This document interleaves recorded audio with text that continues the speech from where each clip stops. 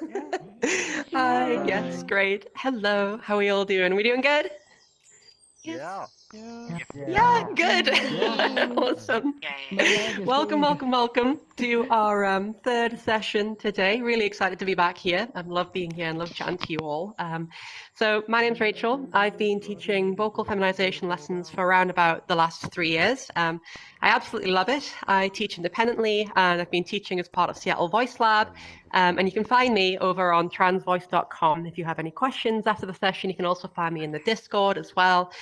Or if you'd like to book in a private session, you can find me over on transvoice.com. But today, this is going to be the third lecture in our series, really building up upon the foundations that we've been talking about over the last two. So can I get a quick show of hands? Who was here for any of the previous sessions? If anyone can raise their hand if they've been here. Yeah, a fair few of you. Cool. Awesome. And those of you who haven't been to any of the previous sessions, were you able to catch up over on the YouTube recordings? Has anybody seen those as well? Cool. And anybody who hasn't seen anything, this is their first time with myself here, if you can raise your hand as well. Perfect. A couple of newcomers. Awesome, awesome, awesome. So today we're really going to be starting to build off of what we've been talking about, but we will have a nice old recap about all of the fundamentals, the key points that we've been talking about over these last couple of sessions. Before we do so, I always want to have a little bit of a chat about safety and some things to look out for. So over the course of today, nothing that you do in practice should hurt. And indeed, going out of these lessons, when you go out to use your voice out and about in the world, none of what you do should hurt. If you find that you have any pain as a result of using your voice, please look to book in a session with a professional like myself to see what's going on there. Stop what you're doing and let someone like myself know. Okie doke. And similarly, if you find that you've got any sort of hoarseness after using your voice, if you find that your voice is a little bit weaker after using it, or if you find that it's like a little shaky, if you find that you can't reach as high or as low notes, get as loud or as quiet as you used to be able to, basically any unintended change to the function and feeling of how your voice is, please do stop what you're doing and let us know. I haven't had anybody that's had something like this before, touch wood. I don't want anyone here to be the first as well. Okie doke. I recently, just as a little side note, had to take some days of vocal rest. This is something that can happen. Vocal injury really occurs when we're doing something wrong for an extended period or just using our voice quite a bit. It's recommended that if you're in a job where you have to speak quite a lot, for every 50 minutes of talking, you want to have around about 10 minutes of vocal rest. And with regards to voice practice, well, I would say that normally keep your practice sessions around about half an hour before you give yourself a little break. I think that's going to be really, really handy for everybody. If you do also find that, you're using your voice quite a lot as part of your job, maybe you work in customer service and you're talking all day, sometimes having a nice day of vocal rest can really, really help. A couple of days ago, my voice was pretty scratchy and I noticed, oh, hey, something's going on. Catch it in the bud. And I just basically shut up for 48 hours. It was really difficult to do. If you know me, then yeah, you'll know this is a challenge. But if you take a nice long break without speaking, that should really, really help to reduce any sort of inflammation. But again, have a chat with a professional if you feel that anything like this might be a concern. If you have any sort of pre-existing conditions, any sort of dysphonia or anything where you feel like your voice is a little bit unusual, again, it can be a good idea to have a chat with a professional just to see what's what. If in the worst case scenario you find that there is something wrong, then you find that, oh, my voice isn't behaving the way that it should, what normally happens is that you'd see a doctor, you would go and get an appointment with either a ENT, an ear, nose and throat doctor, or a larynx specialist, and they put a little camera up through your nose and take a look at what's going on. It's really, really easy. It's nothing to be scared of. And the great news is that any sort of vocal injury, most of them are really treatable. So nothing to be scared about, but if you find anything like that, just please do stop what you're doing and let somebody know is the main thing there. Before we move on, I'd love to know if anybody has any questions with regards to safety or any concerns that they might have with their own voice, anything like that at all. You're gonna raise your hand if so. No? Awesome. Awesome, awesome, awesome. So let's go for a little bit of a recap over everything that we talked about over the last two sessions for those newcomers among us. And for those of us that have been attending these sessions as well, it'll be a nice refresher about everything. So the fundamentals of vocal feminization. It's all about undoing the effects of a T-based puberty. When I started out, my voice was one of the biggest sources of dysphoria for me. I was like, gosh, I'm never going to be able to transition because my voice was right the way down here. And so I felt, yeah, no, there's no way that I'm going to be able to get to where I want to be with voice and have it be consistent or to sound authentic or for it to be healthy. But voice is so malleable. It's so flexible. There is so much that we can do with it. So if I can do it, you all can do it too. There's nothing special about me. I've had students that have been right the way up into their mid-60s that have had fantastic results as a result of working on their voices. So you can do it. Just have that faith in yourself. I know it takes persistence and I know dysphoria sucks, but you can absolutely do it.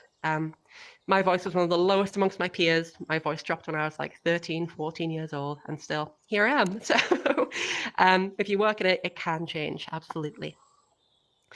Let's have a little bit of a chat about what we see on the screen here. So anybody who's attended any of these previous lectures or perhaps has seen this diagram, would you like to be brave and raise your hand and tell me a little bit about what we have on the screen over here?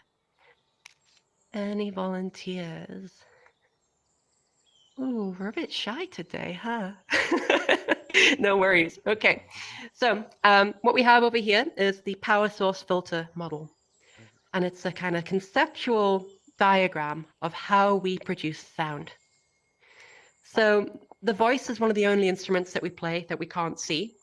It's really, really helpful, I think, to be able to have a good idea of what's going on inside of there, to be able to know how this whole thing works and how we can start to make changes, where these changes are occurring. So down the bottom, we have the power. This is going to be our breath. This is what provides the kinetic energy that keeps changes, where these changes are occurring.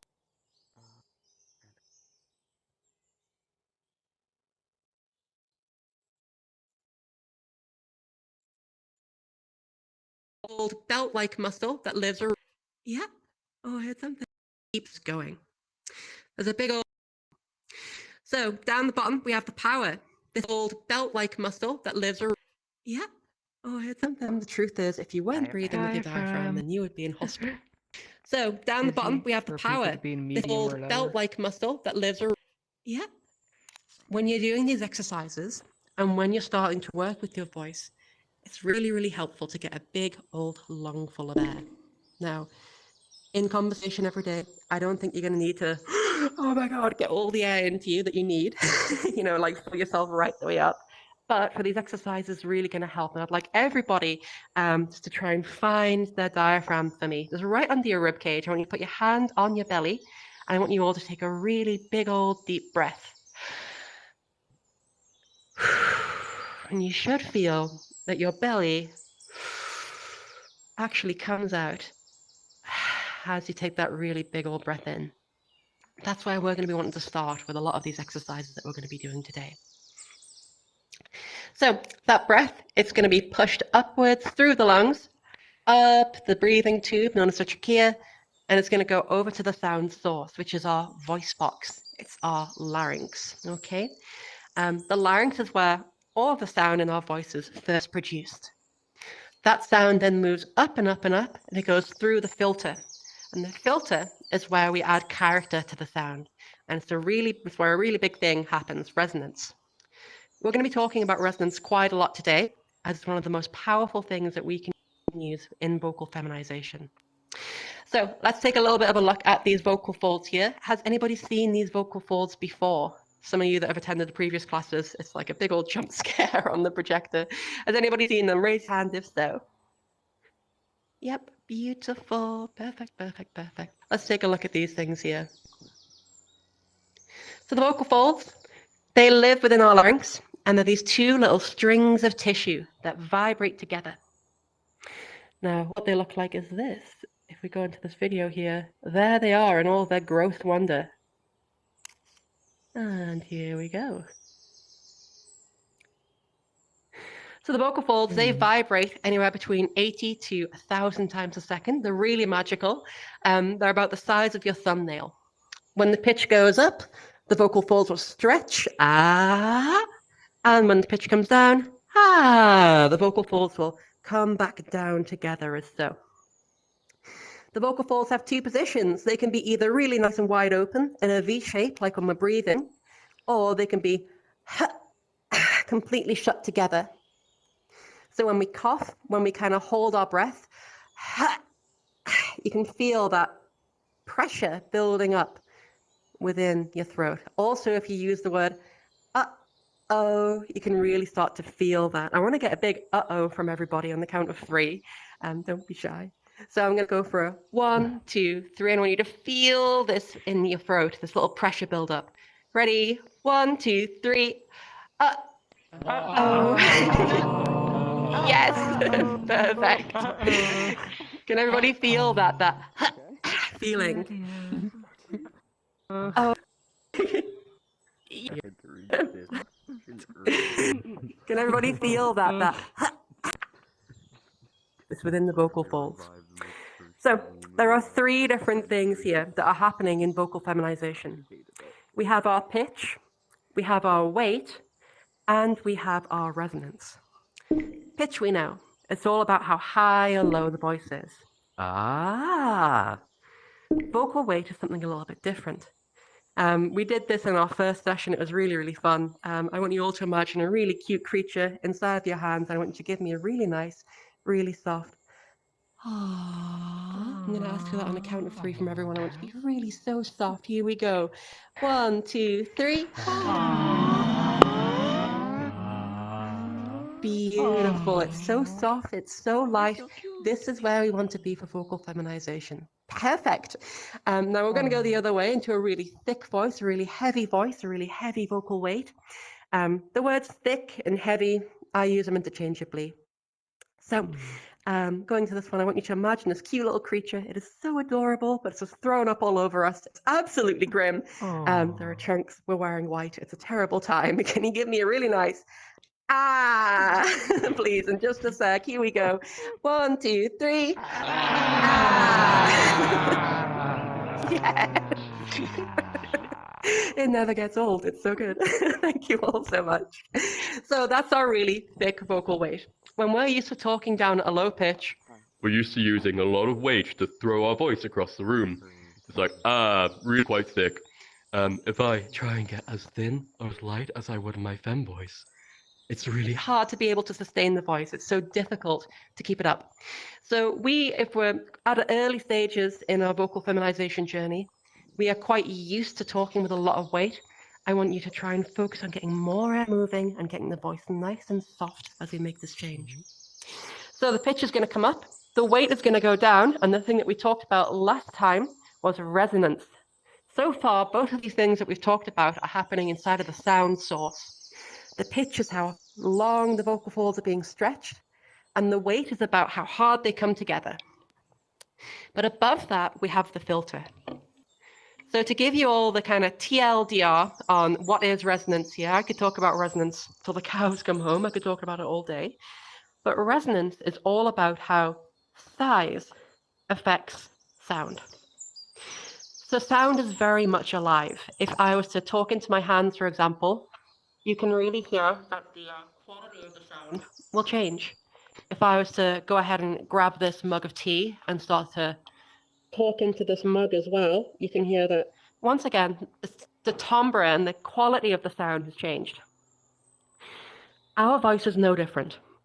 The voice is created in the sound source, and it travels up, up, up, through our throat, through our mouth, through our nose, and it really changes how that all sounds. The bigger the space, the darker the sound's going to be. The smaller the space, the brighter the sound is going to be, okay? So if I've got a really big old space and I keep my pitch the same, you can all of a sudden hear that it sounds really masculine and almost kind of like hollow sounding. I'm then going to start to reduce the space within that filter, and all of a sudden you can hear that I'm right back to where I was, right back to that smaller, more feminine sound. So going back to this idea of undoing the effects of puberty, when someone is exposed to testosterone, to T, it's really hard to say that, to T. When someone's exposed to T, a few different things happen. The vocal folds get longer, giving us a lower pitch. And also, the space within the filter gets bigger, it gets taller and wider. Vocal feminization is the whole effort of undoing these changes behaviorally. That's the whole idea. So, how do we reduce this space? Well, this is what we talked about last time. There are a few different areas that are relevant for us. We have our R1, which is our resonant chamber 1. Getting this space smaller is what's going to give you the most bang for your buck in vocal feminization, I reckon. R3, the lips, that's going to give us the second most bang for our buck in resonance. Getting the lips out of the way can really help to brighten up the sound. For example, if I talk with my lips really far forward, you can hear that the sound is kind of darker. If I get those lips out of the way, all of a sudden, the sound is much, much, much brighter. We can hear people smile. Getting the lips out of the way is going to be really handy. Finally, we have our R2, which is our mouth space. By reducing the space within the mouth, we further feminize the voice. It's all about reducing that space. Now, to further recap on this, I'm going to do a little bit of a hearing test with you all, just to see how you are with hearing the difference between these different things. And this is all good practice. This is all good ear training. So first of all, we're going to start off with a little bit of a pitch quiz. I want you to tell me, first of all, is the pitch going higher or is the pitch going lower? And after I do it, I want you just to shout out the answer right away. Okay, don't be shy. Here we go. So, what's happening there? Lower.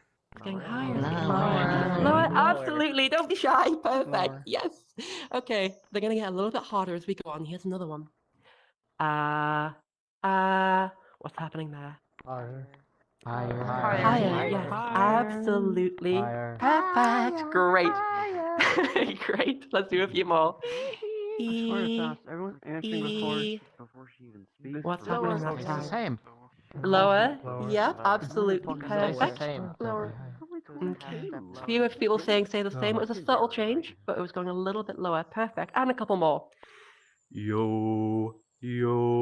What's happening there? Higher. Higher, yes. Absolutely. Perfect. So pitch has this wonderful melodicity to it. We're able to make tunes with pitches. Even if we just change it a little bit, then we have the beginnings of Jaws. We can really tell these little subtle changes in pitch really well.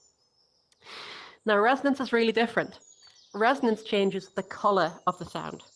So the sound is either going to be really big and dark, or it's going to be small and bright and feminine, okay?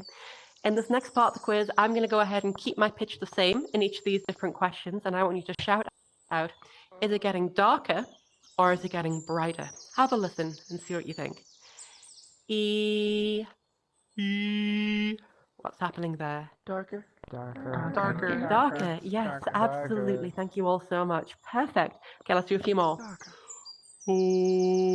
Oh. What about that one? Lighter. Brighter, absolutely. Perfect. Let's do a few more. What about that one? Darker. Darker, yes, perfect. Good job. Okay, last one. What's happening there? Brighter, yes, absolutely. Thank you all so much. Perfect. So we can really tell the difference between those two. But now what we're going to do is we're going to smash those quizzes together. I'm either going to ask you a question on pitch or it's going to be resonance. I'm not going to change both at the same time. So your job, first of all, is to tell me, well, to think to yourself, is it pitch or is it resonance? If it's pitch, tell me if it's going higher or lower. And if it's resonance, let me know if it's getting brighter or darker. Okay, here we go for the first one. Remember that melodicity. If this sounds like we can make a melody out of it, it's going to be pitch. Here we go. What's that one, do we reckon? Darker, yes, thank you, brave soul, whoever you are. Yes, perfect. Let's do a few more. What's happening there? Lower. Yes, absolutely. It's getting lower. Perfect. Good job. Let's do a few more.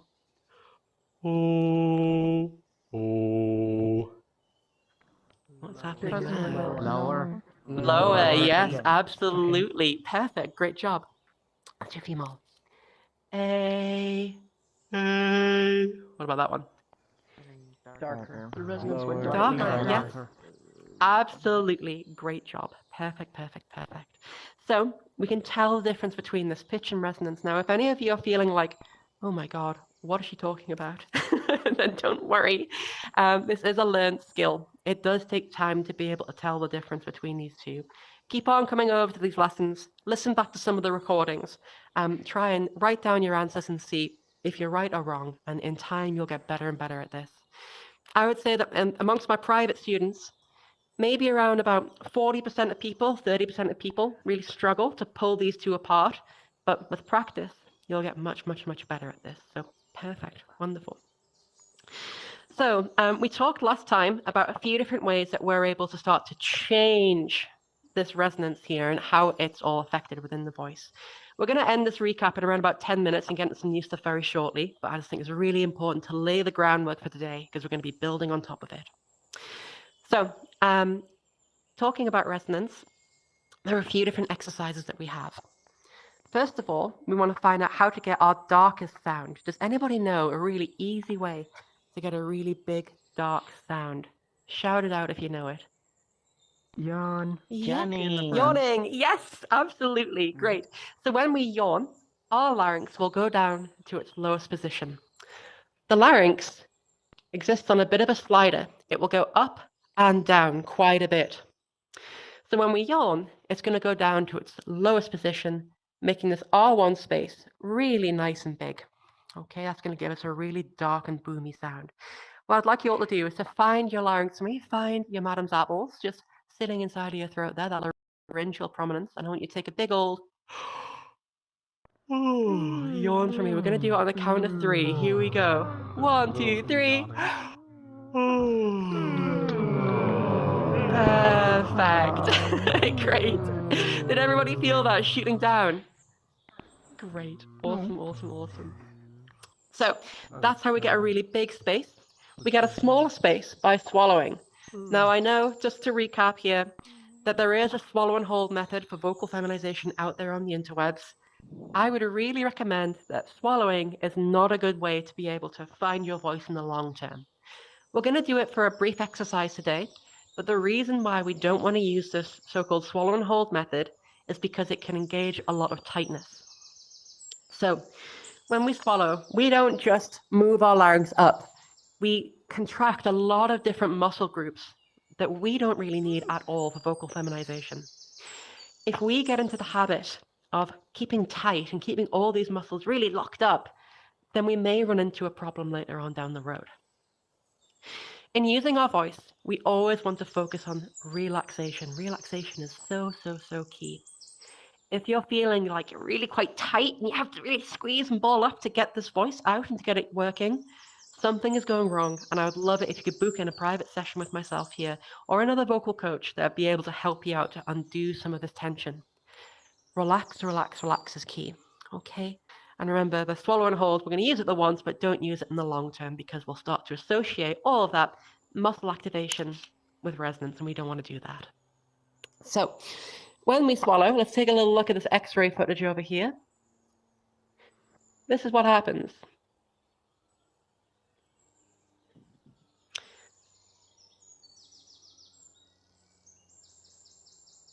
There we are. So we can see the larynx down here, and we can see how when this person swallows, it shoots right the way up. You can see that space in white right above the larynx and how that gets much smaller and narrower as that all moves upwards.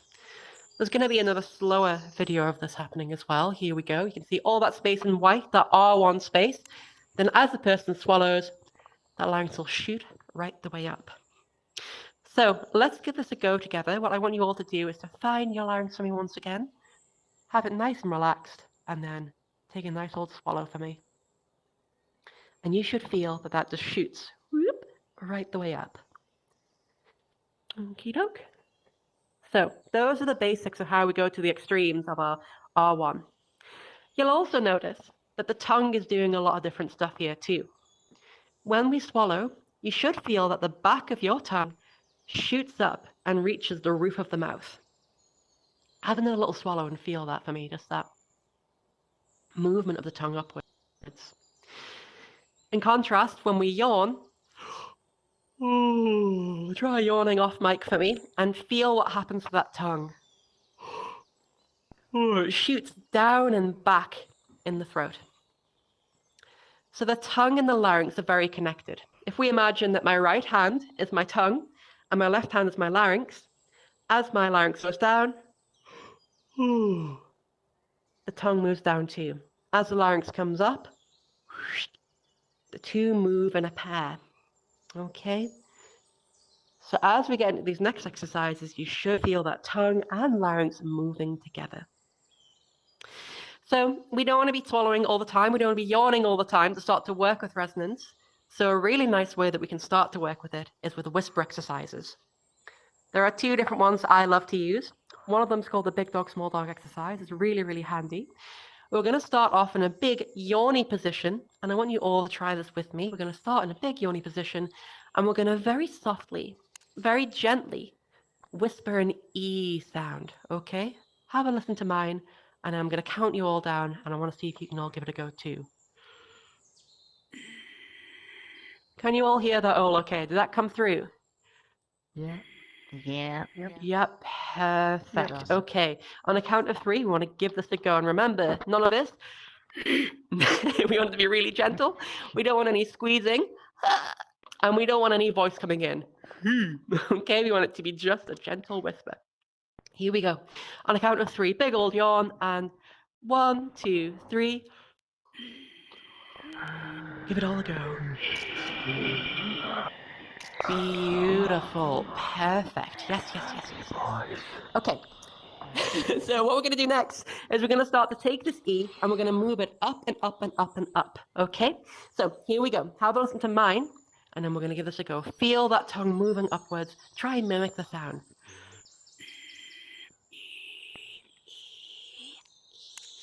Can everybody hear how that sounded like it was getting higher and higher? Yeah?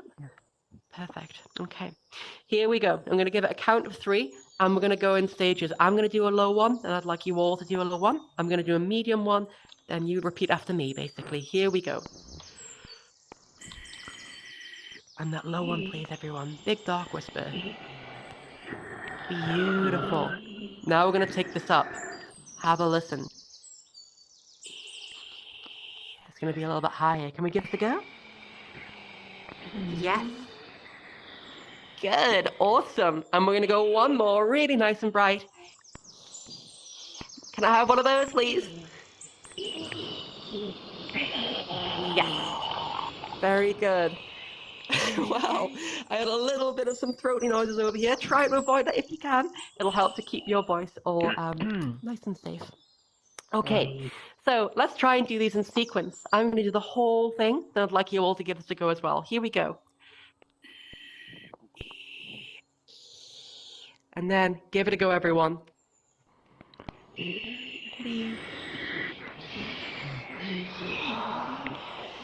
Yes! Great. Absolutely perfect. Really, really, really well done, everyone. Perfect. Good work. So that's one way we can do it. We can go in stages. And the whole idea is if that we feminize the whisper, then we feminize the voice. If I have a big dark whisper, and I go to use the voice, it's going to be very dark. If I have a tiny bright whisper, and I go to use the voice, it's going to be really nice and bright. So that's one way we can do it. There are a few different objectives with the exercise here. One of the objectives is to keep everything nice and relaxed, as I say. Keep everything in your throat really nice and relaxed, all like a jelly. That's how we want it. Another objective is to get the sound to be higher and higher and higher. There is a big skill ceiling of how bright we can get with this exercise here, and it's your job to see if you can get brighter and brighter and brighter. But remember, no squeezing. And if you find you're feeling itchy, hoarse, irritated, give it a break, save it for a few days, and then go back to it. And remember to try and keep your voice, your whisper, as quiet and as clean sounding as possible. Okay, and that'll teach you how to move this anatomy here to get that smaller and smaller and smaller. You want to capture that feeling at the peak of it, because that feeling is the base, the home base from where we want to be talking for the rest of our voice. When I talk now and when I just go about doing my day-to-day life, My larynx just sits up nice and high as a default these days. I have to really consciously think to get it to go back down. And you'll find that too. As time goes on and as you get more used to keeping your larynx up nice and high, again, without any sort of squeezing intention, you'll find it becomes much, much easier to be able to maintain in the long run. Okay, so there's one other exercise here, which is the whisper siren. It's the same sort of thing, but we are instead this time going up in a gradual sweep. So before the big dog, small dog stages, this one, you can hear him gradually sweeping on up here. Now, I want to give this a go with everybody. Try and find that big yawny space to start with, and then gradually move on up. And remember, we aren't forcing anything. We want that whisper to be very, very, very quiet. Here we go on a count of 3. I'll go first, and I want you all to repeat after me. 1, 2, 3. And then everyone else, give it a go. Yes, absolutely.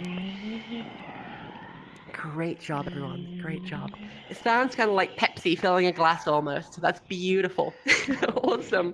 So before we go on, I'd love to know, does anybody have any questions about all these different fundamentals that we've talked about so far? We've had a big old recap today.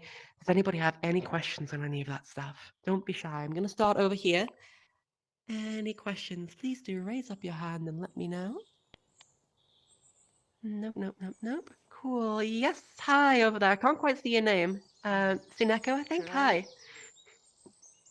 Oh, yes. My Sorry, name's what was your Philip. question? Should I be like sitting up for this? Would that help? Yes, great question. So the question was, should I be sitting up for this? I would recommend so. We'll later on get into a position where you can use your voice at any sort of position, lying down, upside down, whatever. But for getting started, sitting up nice and straight is going to give you an edge. It's going to help you to avoid any sort of problems starting out. So really good question. Do give yourself a little posture check. I know for myself, I can be a right gremlin over the computer. I'm just like, oh God, my back. So yes, absolutely. Sit up nice and straight and that'll give you the best starting point. Any other questions? Hi, Ivory. Hi. Yes. When we take our preparation for like the yawn set, when we take in our air, do we want to focus on our upper breathing or breathing in our diaphragm? Great question. So the question there, when we're doing these breathing exercises, do we want to focus on a shallow chest breathing or a really big diaphragmatic breath? And yes, the latter, please. When you're doing these exercises, it's really nice and handy to be able to have all of your resources there ready for you. The more air that we have, the more that we're going to be able to use our voice more effectively. So absolutely, big old breath would be great for starting this here. You don't have to fill yourself absolutely to capacity because if you do that, you might feel again quite tense. Fill it to a nice comfortable position. I'd say maybe 80-85% of the way there. And then you can give it a go. Great question. Thank you so much. Any other questions on this side before we move on? Actually, we have 2 questions no from worries. chat. Perfect, please. Alright, so the first question is, first is a statement. From the last time that I have asked you about I have realized what I was doing wrong. I was using R2 for resonance. That was making my voice tired. I have eliminated that. Now my voice sounds even better. Okay, now for the question. Awesome. That's great. This Yeah, is from okay. Bright Girl Mari. How can I shout better in feminine voice? People have told me that I should raise pitch and resonance. My mom has heard it. She told me that it resonates too much. Can you repeat that for me, Madison? Sorry, I didn't catch all of that. Can you repeat that once more for me? How can I shout better in feminine voice? People have told me that I should raise pitch and resonance, but when my mom has heard it, she told me that it resonates too much. Great question. Okay. Was it how can I shout better? Sorry. I didn't quite hear in it a once feminine again. voice. Shout better. Great. Perfect. Okay, thank you so much. So how can I shout better in a feminine voice? My mum says that it's a little bit too bright or the resonance is too much. It could be that. I'd have to definitely listen to it. It could be that we're getting a little bit too bright. If I get super bright and yell, hey, hey, it doesn't sound very comfy. If I go to maybe about 80% of my brightness, hey, hey, it sounds a bit more full. So finding a balance point and experimenting with where our larynx is going to really help. There's another part to that question as well, I think, and that is sometimes, well, not part of the question, but more of an observation that I've made. Oftentimes, feedback from people that have known us pre-transition can be a little bit skewed. I find that it's really helpful to get more authentic feedback and more unbiased feedback by talking to somebody who you have a clean slate with or perhaps didn't know you pre-transition. I've taught students that have sounded to me absolutely fantastic, that sounded like cis women to my ear, they sounded glorious. But then their family and friends said, this is far too high, what are you doing? This sounds ridiculous. My parents are the same, unfortunately. My mum not so much, but my dad, we don't get on so well. I know it's a common story. And although I've been working, in voice feminization for 3 years, and I feel like I know what I'm talking about, he still says your voice is just a higher pitch. It's just stupid.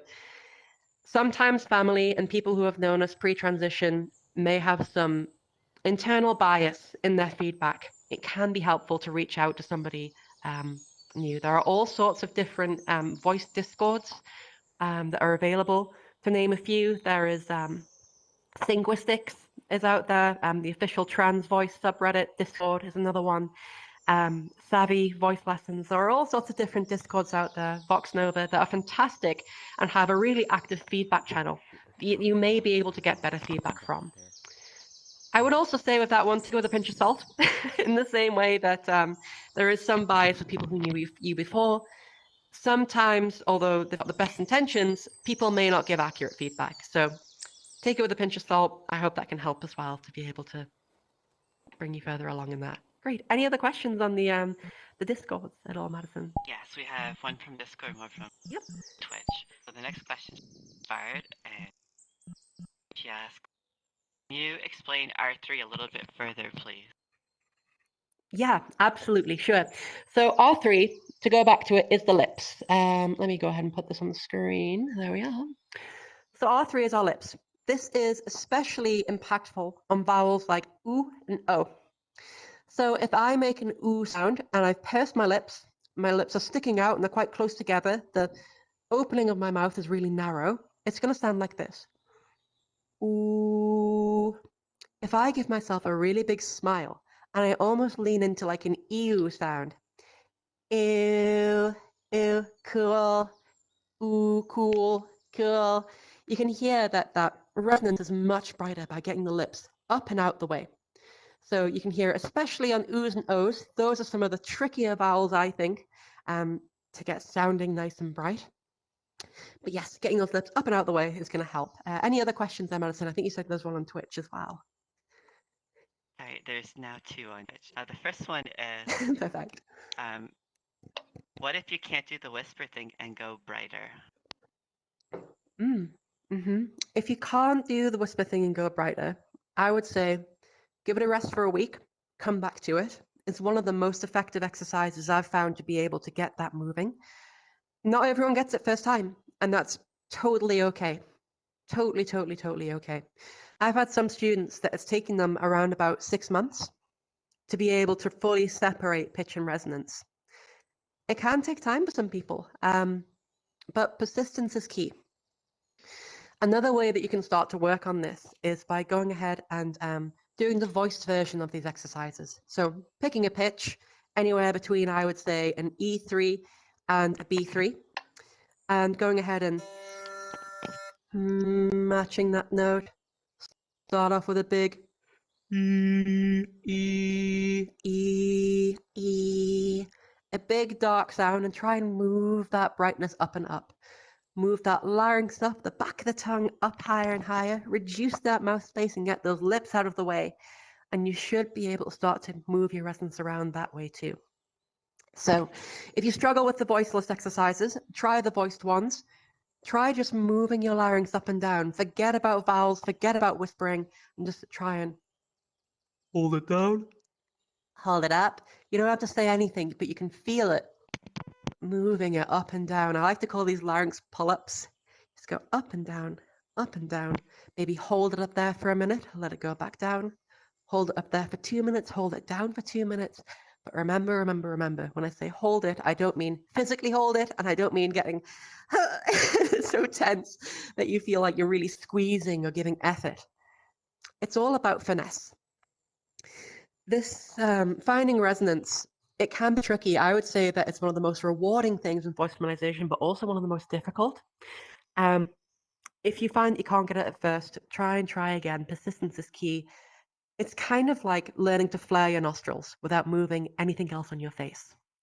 You want to just gently activate that one muscle group without getting anything else tangled up, and in time you'll get it, I'm sure. Have confidence in yourself. No one starts out being able to do everything right away. Perfect. And what was the other question, please, Madison? Thanks for answering that one, fellas. So the last question is for Lillian Sharklord, and they ask, are there any tips on developing a deeper feminine voice over a higher pitch? Yeah, absolutely. So that question again, are there any tips for developing a deeper, kind of more husky, feminine voice rather than a higher, more brighter femme voice? Absolutely. So we can take our pitch down a bit and we can maybe hang out somewhere about here. We can adjust our resonance. The main thing is that if the pitch comes down, then we need to make sure that our weight is lovely and light and our resonance is right where we need it to be. So softness is key. We don't want to lean too hard into some of these lower notes, because if I'm kind of getting thick as I go down, it gets tricky. So yeah, a little bit breathier. Try to aim for your lowest notes to be around about 130 hertz or around about maybe a D3, I would say. But even when you've got a nice lower, huskier voice, it's still important to be able to go right the way up. When we listen to famously lower, huskier people, I always use Scarlett Johansson as an example. She tends to hang around at about 150 hertz. I tend to hang around at about 180, 190. The average cis woman pitch is about 190 to 210, somewhere in there. So she spends a lot of time down at 150, but every now and again she'll just rise right the way up to like 300 or 350. She'll just go oop and right back down to that lower huskier thing. So do spend more time down there. Be careful not to get too heavy. You want to keep your voice light, light, light. If you need to raise your voice or project, these same people like Scarlett Johansson, they bring the pitch up and they get a little bit more heavy in the voice. Okay, so have that free access of range. Don't go too low and don't get too thick. Keep it nice and breathy and soft and just dial in that resonance where you need it to be. It's going to be the best tips there. Thank you so much for that question. Any other ones there before we move on to this side of the room? I have a That's all question. Great. That's all I Yeah, have. go for it, please. Perfect. Thank you so much. I would like to know if sparkling water or cola is bad for your throat.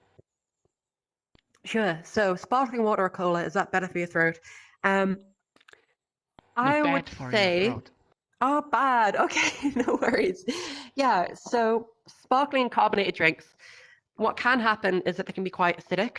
The carbonation inside of these drinks will resolve down to carbonic acid inside of our bodies. So it will increase the pH of everything in here. For vocal health, you want to try and keep that more neutral. So it can have an effect. I would also say that if you're drinking caffeinated drinks, if there's quite a lot of caffeine, if you're going through a lot of these things, caffeine can have a few negative effects onto the voice that make things a little bit trickier. It's a vasoconstrictor. It will mean that less blood flow gets to our vocal folds. And it is also a diuretic. It means that we lose more water. We want to keep nice and hydrated throughout all of our vocal work. And we want to make sure that we get hydrated about an hour before we practice, because it takes a lot of time for that fluid to reach our vocal folds. Would I say that it's a deal breaker? No. Could it be that you have an easier time without it? Absolutely. When I started this process, I was smoking like 10 to 15 Marlboros a day, and I really wasn't taking care of myself, but I was still able to get to where I was. It was just harder. So try and stay off it if you feel like you're hitting a bit of a wall in your progress, and see if that helps you after taking a break for a week or two. But generally, I don't worry about it so much. This is the way that I'd answer that. But thank you so much. Hi, Blizzard. How can I help? Thank Hey, you. would coffee be considered one of those things like that aren't good for your throat? Yes, Okay. absolutely. So on this list of things that aren't really the best for your throat, smoking, vaping, coffee, caffeine, all the fun stuff, alcohol, spicy foods, acidic foods, eating an hour before bed, close to bedtime, because we can get acid reflux in the night and that can irritate our vocal folds. All of these things can make things a little bit trickier. That being said, I still like to have a cup of coffee in the morning most days. When I was on vocal rest for the last 48 hours or so, I said, okay, I'm going to go teetotal, no booze, no caffeine, a good night's sleep, and plenty of water. And that got me back to full health. So try and I don't want you to be a monk with good habits to be able to find your voice. It should be something that you can carry with you throughout all sorts of circumstances, but it will probably help to cut it down if you're hitting a wall. But thank you so much. Absolutely great question. Any other questions around this side of the room before we move on? Yes, hi. How can I help you there, Shabakan? Hello. I wanted to ask if there's like any sort of routine that you recommend for these exercises, like to keep as you keep like exercising. Is there any like kind of like training regimen that you recommend? Yeah, great question. So the question there was, is there any sort of routine or training regimen that you'd recommend to be able to get your voice to where it wants to be? I would say that it all depends on where you are in the process. So some of my first goals would be looking to see if I can expand my pitch range and I can get air moving in my voice a little bit more. If you find that you can't go past a G3 or around about here without maybe this happening, and it feels like your voice is cracking and it's unstable and it's really a lot of effort to be able to get up there, then going back to our first lesson on the YouTube and looking at these SOVTEs is going to really help you. So if you're just starting out, maybe if you're a bit of a vocal underuser and you haven't used your voice much, if you only talk maybe about an hour a day, these exercises are really going to help. The SOVTEs, just to remind everyone, are a collection of different exercises. I'm not going to go fully into them because I'll just eat the rest of the time that we have here. But go back to that first video and you'll find out more about those. There are a bunch of different sounds that we can make to be able to gently train our voice to get higher and higher. So let's say that you've done that and you're able to get comfortably up to like a B3. I would say that that's a good place to start. Once you've got that comfortable B3 and you're able to get up to that pitch regularly, we can go up to here without much of a problem, then I'd say that you're ready to move on. I would then start to look at manipulating vocal weight. Can you do it or not? Can you go from that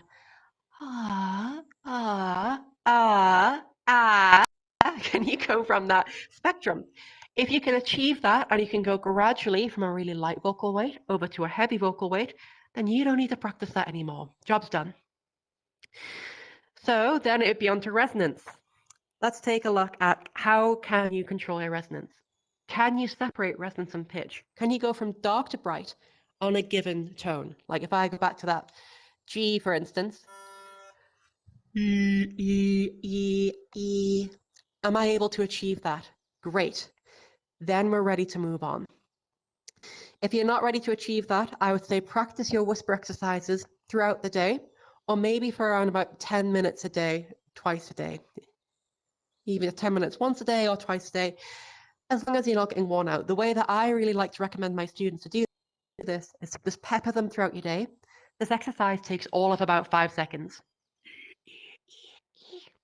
So I like to ask people to just do this throughout the day, every hour or so, a couple of times an hour. Really great. Once you've got that down, then we can start more formal practice and we can start to get into a little bit of a routine. That's actually what's going to be the remainder of the session. So I'm going to come back to the rest of that. Great question. You read my mind. And we'll talk about how to build up past these basic building blocks. But first of all, troubleshoot, get those basic skills down, and then you can build it up from there. Great question. Any other questions around about here before we move on? Nope, great, perfect. All right, so let's just segue on into that and start talking about what's next.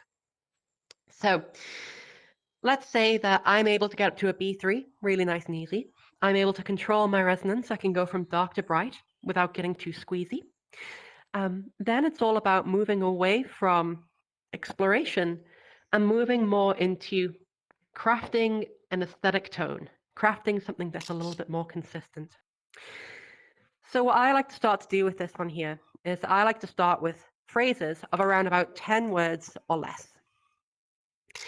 We want to have something that we can read, something that we can build on that's nice and consistent. I've had students that like to do this with their favorite green text, which I found to be very bizarre. But one thing we often go over to is this. It's the rainbow passage, okay? Now, I have this rainbow passage pretty much burned into the back of my brain forever. But the rainbow passage... When the No, sunlight thank you. strikes raindrops in the air, they act That's as a so prism British, and isn't it? form a rainbow. There we go. So the rainbow passage is a really widely used text that's used by vocal coaches. It's used by SLPs, speech and language pathologists. It's used by actors, singers, all sorts of different people. And what it has is the majority of the different sounds that we use in English. So it's kind of like the quick brown fox jumps over the lazy dog. It's got all the different little key ingredients of English that we can practice. So what I would do to start working on this is I'd go up to about a G3. I think it's a really nice place to start. And I would practice reading this while keeping my resonance nice and bright on every syllable and keeping my weight really nice and soft. So I'd find that G3. I'd get my resonance nice and bright. E, E, E, E. I'd make sure my weight is nice and soft. I'm getting a nice soft E instead of a nice hard E. We don't want that. E. Then I'd start to read very slowly at first. E. When the sunlight strikes raindrops in the air. I would only read for around about 10 words. While I was doing this, I'd have a recording going on in the background. You can use your phone. You can use something like Audacity on your computer. I would recommend doing this on a PC, or if you're going to do it on a phone, have like a wired mic. It'll be better quality, and headphones. You'll be able to really hear things better. And listen back to yourself. Listen back and think, have I been consistent with my weight? Or has my weight gotten a little bit too heavy? When the sunlight strikes. Ooh, that sounded a little bit too heavy. I'd go back and I'd give it another go. When the sunlight strikes. Maybe the whole thing sounds a little bit too dark. When the sunlight strikes. I think, maybe I should brighten it up. When the sunlight strikes. What we're doing here is that we're giving ourselves a test environment, performing, and then listening back and evaluating how did we do. I know it can be a little bit boring, and I know that dysphoria is a thing. I know it sucks to listen back to ourselves sometime, but bear with it. It's so, so important to listen back. I'd listen back and correct any of these little mistakes, any areas where I get a little bit off the mark. Then I'd move on. They act as a prism and form a rainbow. And I keep on moving on like that. Another thing that's going to really help with this here is live audio playback. I'm a huge, huge fan of this. There are a bunch of different mics. I've talked about this before in the previous lectures, but there are a bunch of different mics that you can use to hear yourself in real time. This is really handy because if we're going to be changing our voice, if I'm like, when, if I have to record that and then listen back, I've lost all of the feeling of what that felt like in the moment. But if I can hear myself in real time as I sound in the room, then I'm going to be able to make much more snappy adjustments. Okay, so some things like this that can help. The Blue Yeti microphone is fantastic. There's also a Razer Siren Pro for around about $60, that can be really great as well, but live audio playback is so phenomenally helpful. So let's say that we've nailed that. Let's say that we've gotten really comfortable with reading through, keeping our weight nice and light, keeping our resonance nice and bright. This is what I do with my students every day. Then what I'd like to do is start to move the pitch around a little bit. Only little baby steps.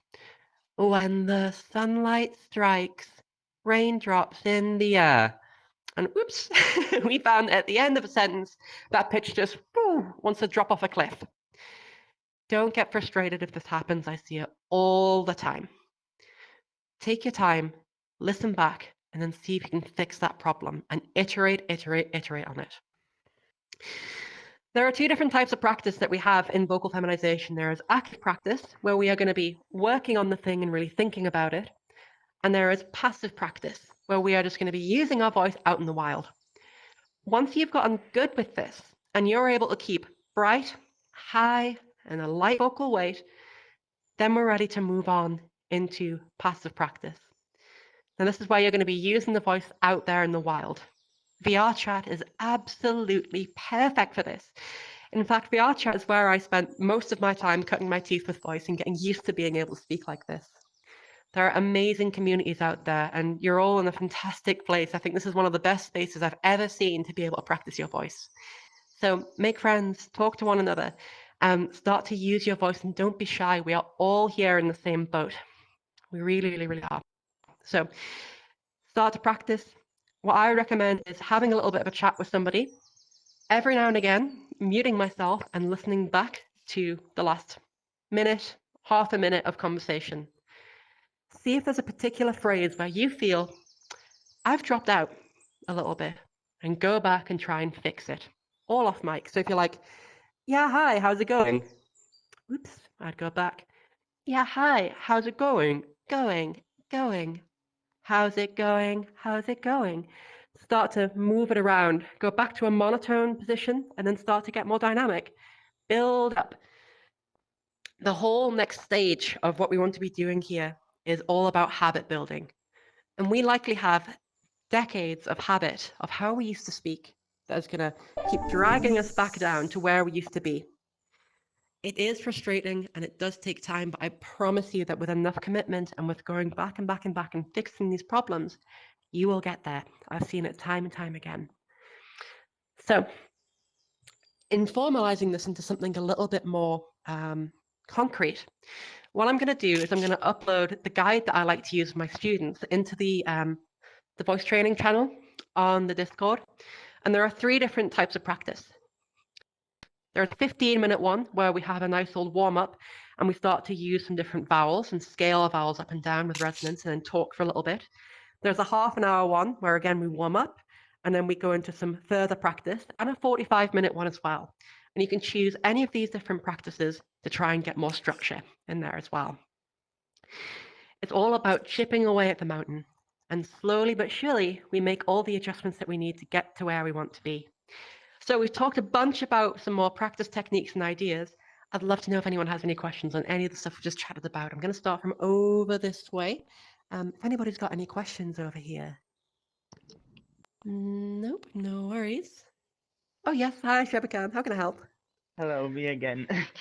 So It's you so were fine. saying how this is like it's useful especially for English, but would you say there's like a different ways to train if you also speak like a different language? Great question. So the question again there for anyone who didn't hear is, are there any different ways to train if you speak a different language? The beauty of vocal feminization is that the different things that we do in English still apply to different languages.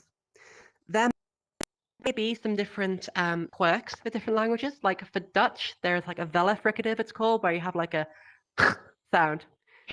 Resonance still applies. We're able to get that sound and make it brighter. It's all about taking all these different sounds that we have and bringing it bright, high, and soft, and that will apply everywhere.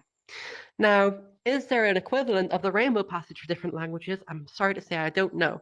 But if you practice the same thing over and over again, you should get consistent. If you find something that you like, you'll be able to use that as well. But all of the ideas that we have here apply to that other language. You may also find that when practicing a different language for those bilingual people or polyglots out there, that you might find it easier or you might find it more difficult in this second language. Our mental space affects us very, very much in vocal feminization and voice training in general. So you might find that if this is your mother tongue, your original language, and you spent a lot of time pre-transition talking in it, then it might be more difficult. A lot of what we need to do here is just unpick apart those mental barriers and remind ourselves, we are women on the inside and on the outside as well, and we just need to allow ourselves to be in this space. I think sometimes we can put barriers on ourselves, and it's just nice to try and be kind to yourself, affirming to yourself, and try and build out past those. So great question. Any other questions on this side as well? Yes, hi, Erica at the back. Hello, how can I help? I was wondering if you had any tips on how to make sure you're avoiding going into falsetto. So any tips on avoiding going into falsetto? We haven't talked about this much today, but there are different gears within the voice. We have our regular speaking voice. I like to call this the M1. Some people call this a chest voice. And we also have our falsetto, or our M2. Woo! We want to spend 95% of our time in our M1 and use our falsetto every now and again. Now, in avoiding using falsetto in the voice, I would say that the first thing is building awareness. Make sure that you check in with yourself every time that you feel that you might be going up into this space and we're starting to sound a little bit Mickey Mouse-ish. If you feel like that's happening, go back to the phrase, repeat it again, try it monotone in M1, try it monotone at that G3. Hello, 1, 2, 3, and then start to move the pitch around. If you feel like there's a certain point where your voice just wants to flip over into falsetto, and this is happening really automatically without your control, go back to those SOVTEs. Practice expanding your pitch range, awareness, and control while keeping your voice in your M1, making sure that you can go throughout your range and choose where you want that to be. It's all about building awareness and breaking down habit. I hope that helps. Any other questions around about this side? I have two No? questions. Oh, Madison, hi. Hello. Yes. How can I So help? I have one question from Discord, from the butler. He asks, so I think you mentioned I should practice at G3. What range of pitch should I practice within when doing slight pitch variations while reading the passage that you mentioned? And also, Great question. it was G as in gravy or B as in Bravo? Yeah, G is in golf or grave, absolutely. So the question there is, let's say that if we're speaking at a G3, where do you want to move? This will be different for everybody. And the G3 is a soft goal, it's not a necessity. There are some fantastic voices that I've been able to listen to and help build, and the pleasure being part of that creative process. They're average at around about an E3. So if I go down there, yeah, so there are some fantastic voices that live around about here, which is quite a bit different to where I would normally speak. We have different abilities, all of us, when we're coming into this space. If you find that that G3 or a B3 is just too high for you, the last thing that I want you to do is to just push yourself against the wall and just try and go for it, go for it, go for it. We want to make gentle and slow adjustments where we aren't pushing or squeezing or forcing anything. Because when we start to push and squeeze and force, that's where we run into trouble. Okay? So if you find that this is too tricky, bring it down and focus on your weight and your resonance, and you'll still be able to get a fantastic voice. So even if I go right the way down, around about here at a D3, you can still hear that it sounds pretty good. I think anyway. So you can have a bunch of different available voices at all sorts of pitches. Float around where you're comfortable. Now, if you are able to keep up at the G3, where do you want to go up to?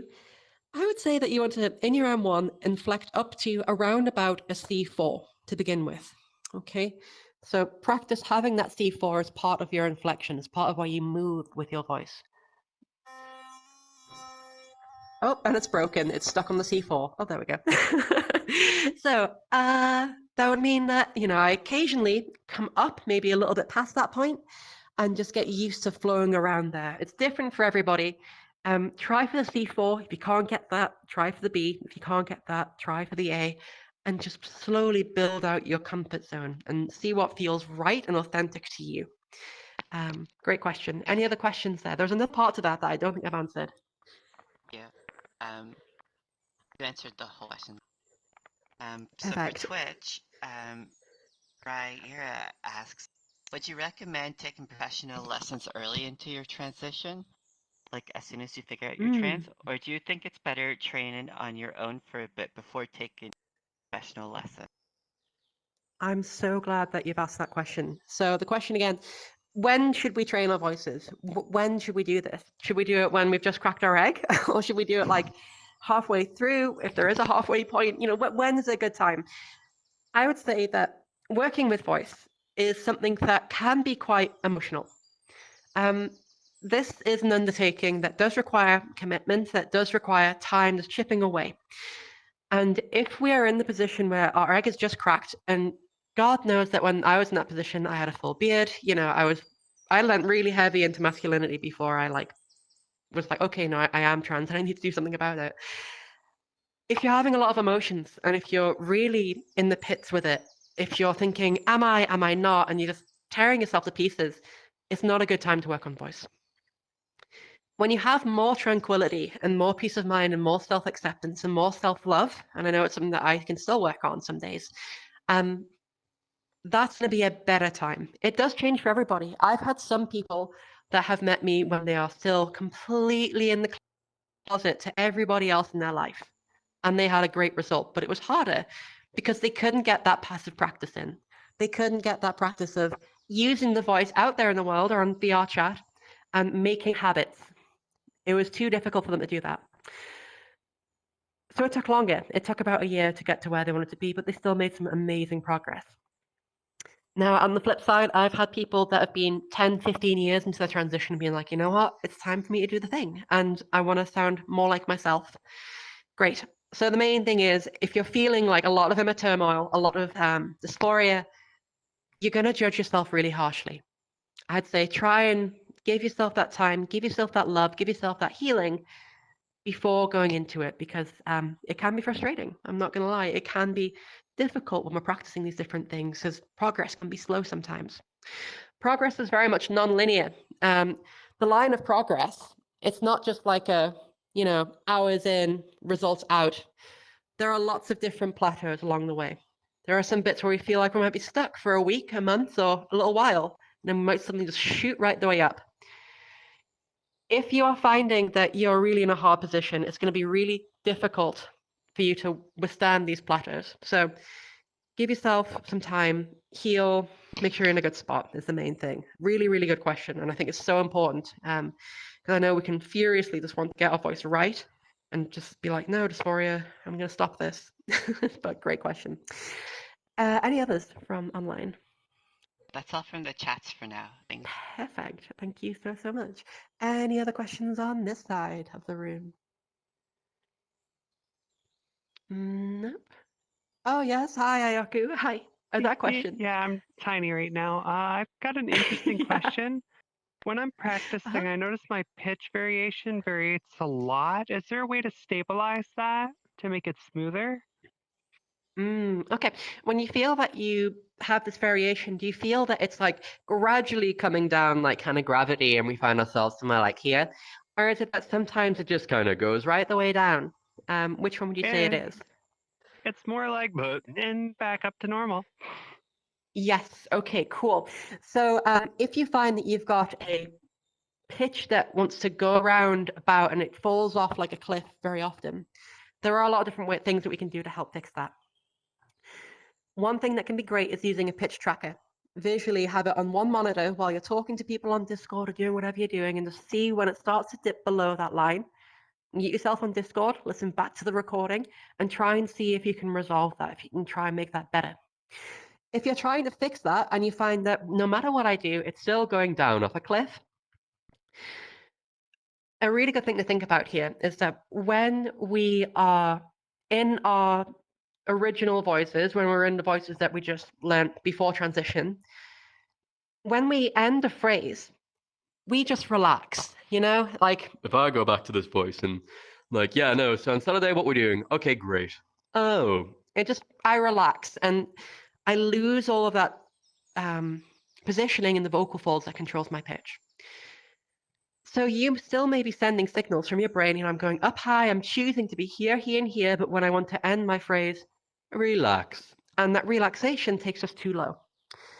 Instead of thinking about the voice as a relaxation at the end of a phrase, try and think of it like a very determined and intentional destination. So let's say they act as a prism and form a rainbow. It's going down and relaxing. Slow down and choose a point to go to. It's going to sound weird at first.